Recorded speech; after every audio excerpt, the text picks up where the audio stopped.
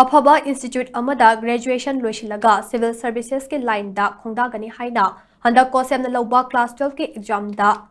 98% score TOUDUNA top OIKHRABA comprehensive concept school ge MAHEIROI Yohen Longjam na PHONGDORAKLI Yohen Longjam Sagolban Mabudau Mantri Lekai da Leiba Longjam Wilbert Amade Longjam Lakshmi anige machanupa ne ngasi COHSEM ge result out OIKHRABA matungda mahake mayum da pangthokiba paumi singa unaba amada mahakna hai HANDAK pangthokiba class 12 ke exam asida mark wangna phanglakani haibadi thajai adubu asumna topper oirakani haidadi thajarude exam asigidamak preparation tawbada thoidokna private tuition natraga coaching class na chingba yawrakide school gi class sing chang nine yawbuga loinana school matam loiraga school gi remedial class yawduna oza singda khangdaba sing hangduna khangnaba honakhe nongmada pung 3 dagi 5 fauba chang nine lairik pai aduga exam nakshilakpa matamdana khara hena pai exam asida topper oiba ngamlakpa ase ima ipa school gi oza sing amade advisory committee gi matengna ngamlakhibane wakhal hakchang sokthaраklaba matamda ima ipa school gi oza singna puning thogot pikhiba aduna chokthaba leitana honaba ngamkhibani haina bhangna makha takhe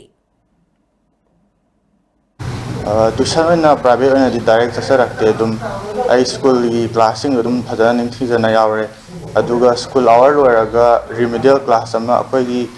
advisory committee sing na remedial class ama tawi moda ai khangdaba khataba doubt ka dum clear tawi aduna dum enough hoy ai nongmada dum regularly 3 to 5 ti dum pai aduga exam naksila kanana khara hena adi mathakta pai aduga ai credit ti ai popiriba imai pa takpi tambiriba oja sing aduga class 11 12 ta di maru aina akhoi school gi advisory committee da piningi makhoina ai like phajana ningthidana takpi bedana tana ai like paning naba motivation modi advice ga sama su bibi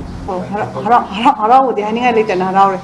aduga kaino di magi di akoina haidi chaba thakpu gumba ate aduma yengjin tana masana dum self study tawjabane yamna aina monda si tawba aduma awaba yamna di lei aduma di leiti fare apamba toro daga ai di career gi matang jo si chaw salo ne san bisu haidi san pa jo haidi apamba option dai freely na apamba salo ai Manipuri logo si ai English tab ga si ai system hai na engineering tam gara medical to ai line phau phargadi mana pamjar di ma mahisoi jane bai thajabam leje ane any line sapada ai mamonda athum ai adu salo kem haide adu bai mamonda dum haide family na apamba salo na apamba engineering tam gara general na sakara any salo dum ada mai apamba ni je mana tahli je